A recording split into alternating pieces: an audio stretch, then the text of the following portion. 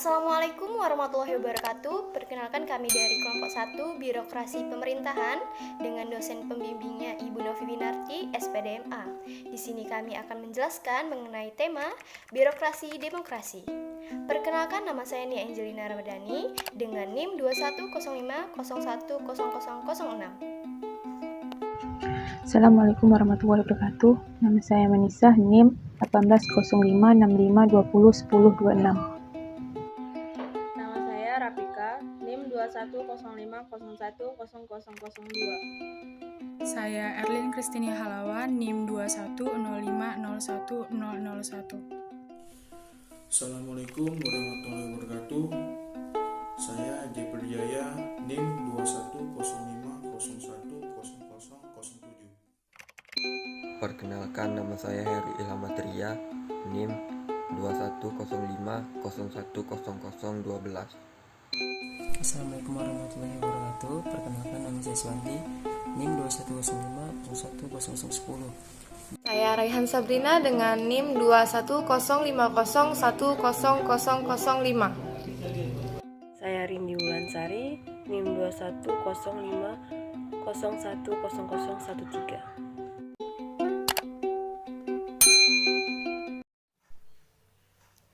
Konsep birokrasi demokrasi.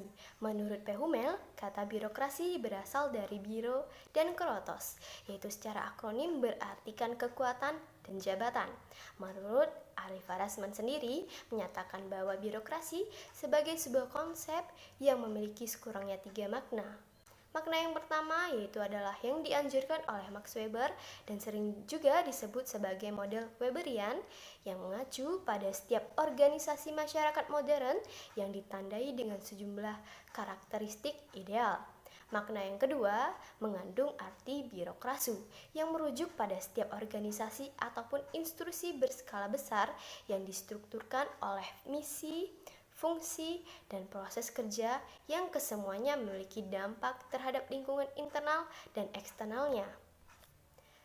Makna yang ketiga meliputi kajian-kajian di lembaga-lembaga birokratik, militer, dan keagamaan, baik di publik maupun swasta. Konsep demokrasi yaitu pemerintahan dari rakyat, oleh rakyat, dan untuk rakyat.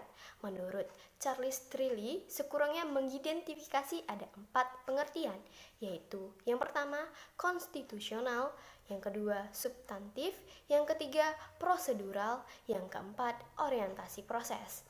Istilah birokrasi dan demokrasi kerap dipertentangkan satu sama lain. Hubungan antara birokrasi dan demokrasi kendati paradoksal tetapi saling melengkapi. Paradoksal akibat kenyataan bahwa negara demokrasi yang efektif justru memerlukan birokrasi yang berfungsi baik. Konsep birokrasi dan demokrasi mungkin terkesan bertentangan, namun sesungguhnya keduanya diperlukan demi terciptanya pemerintahan yang efektif dan responsif. Keduanya menyediakan manfaat bagi masyarakat. Responsifnya, pemerintahan demokratis harus diimbangi dengan kepastian dan kenetralan yang ada di lembaga birokrasi. Begitu juga, proses-proses demokrasi diperlukan demi mengabsahkan proses pemerintahan dan menghasilkan perundang-undangan yang benar-benar diinginkan warga negara. Sifat komplementer birokrasi dan demokrasi ini esensial bagi good governance. Birokrasi dan demokrasi merupakan dua konsep yang tampak paradoks. Birokrasi menekankan efektivitas dan netralitas, sementara demokrasi menekankan inklusivitas dan tawar-menawar kebijakan. Birokrasi menekankan pada fungsi output sistem politik, sementara demokrasi menekankan pada fungsi input sistem politik.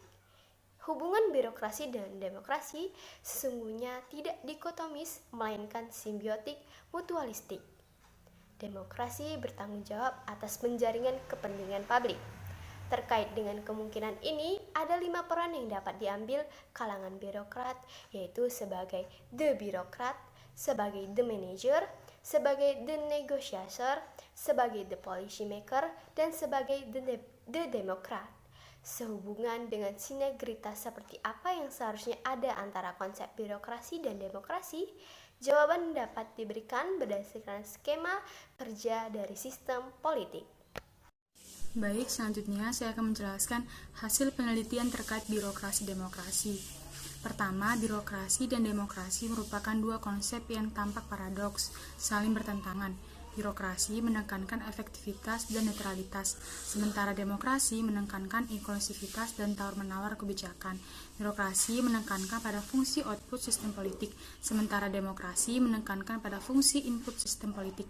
Kedua, menurunnya level partisipasi politik jika dibiarkan membuat pemerintah kehilangan legitimasinya di kalangan warga negara. Sebab itu perlu dicari bentuk baru partisipasi politik warga negara di dalam sebuah demokrasi. Ketiga, tatkala pemilu selesai dan wakil rakyat atau eksekutif terpilih, maka menjadi tugas dari kalangan birokrasi untuk mengimplementasikan program-program yang dibuat oleh para penyusun undang-undang. Performa implementasi program tersebut oleh aparat birokrasi amat menentukan bagaimana nantinya warga negara memandang pemerintah yang orang-orangnya mereka pilih saat pemilu. Lalu yang keempat, hingga saat ini pola pemerintah demokrasi, pemerintah konvensional masih mengejala. Ini tanpa tatkala mengimplementasikan suatu program atau kebijakan. Kementerian menyusun perangkat pelaksana menurut undang-undang dan langsung didelegasikan pelaksanaannya kepada pemerintah daerah. Kelima, pola pendelegasian dari kementerian kepada pemerintah daerah kurang membuka ruang bagi pelibatan warga negara akan program-program pemerintah. Sebab itu kemudian muncul perspektif baru hubungan birokrasi dan demokrasi bernama New Public Management. Lalu yang keenam, New Public Management adalah pendekatan baru yang bertujuan memangkas kelelahan birokrasi negara dengan memperbesar kesempatan terlibatnya warga negara dalam kegiatan pelayanan publik.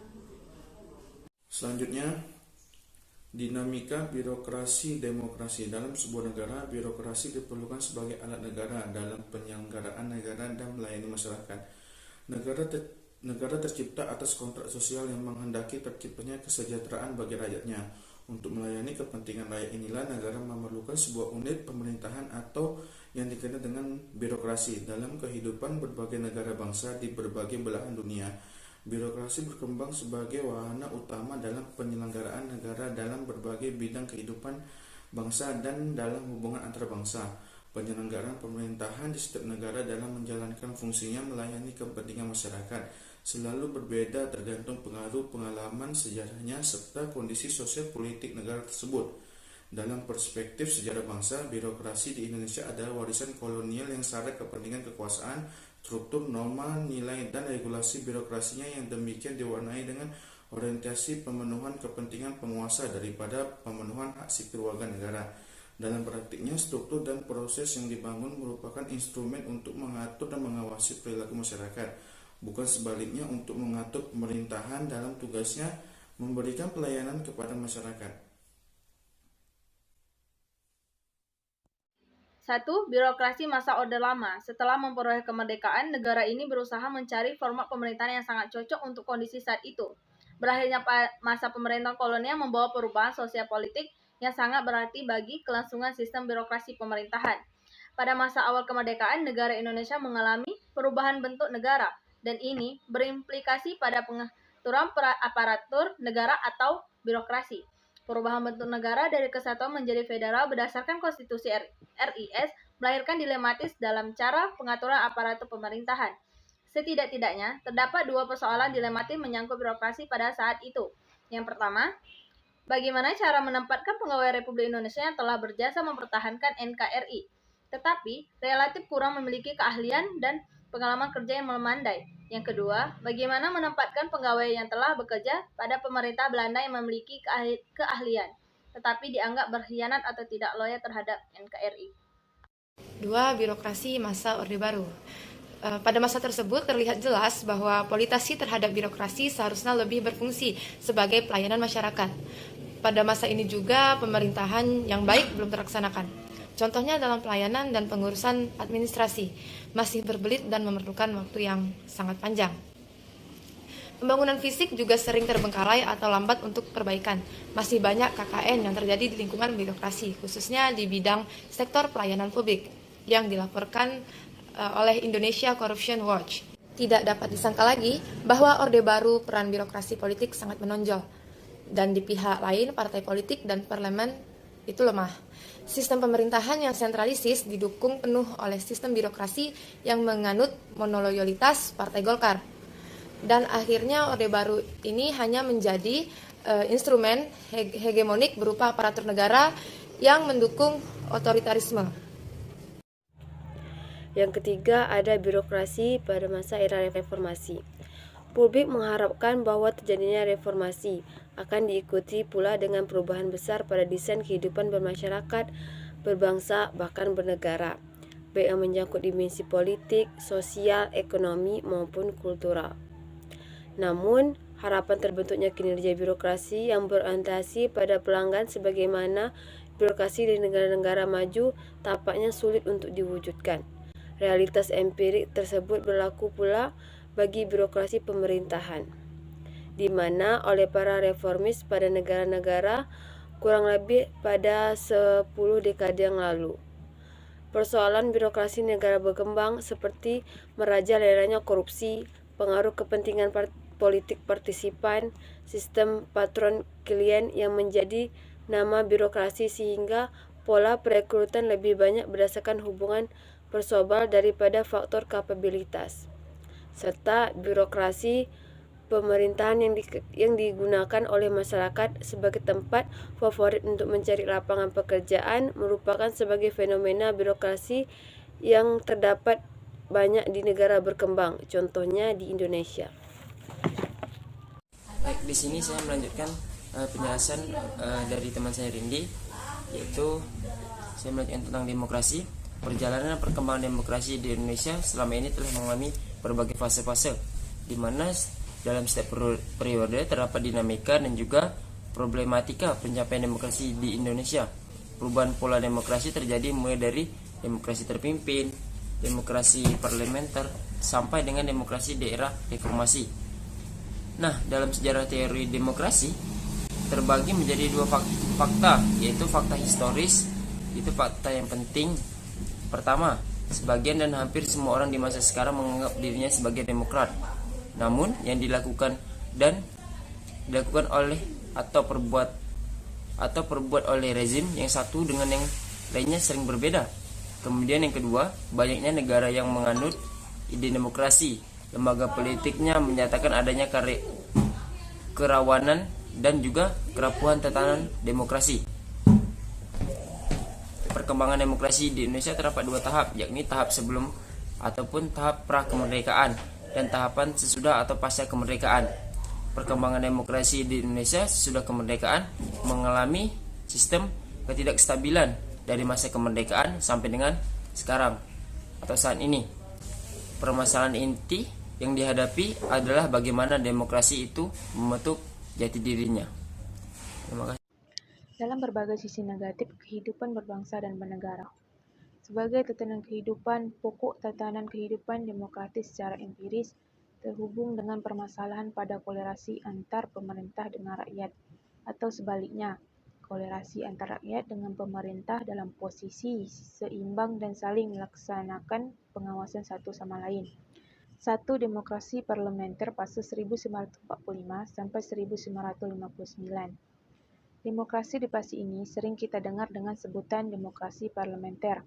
Demokrasi ini mulai atau berlaku pada 1 bulan pasca kemerdekaan diproklamasikan dan juga mulai diperkuat dalam Undang-Undang 1945 dan 1950. Namun ternyata sistem demokrasi ini kurang serasi bagi negara Indonesia, walaupun bisa berjalan dengan baik di beberapa negara lain.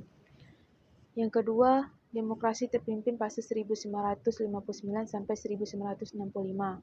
Dalam sistem demokrasi pada fase ini, cirinya menonjol adalah lebih banyaknya peran presiden dan terbatasnya peran partai politik.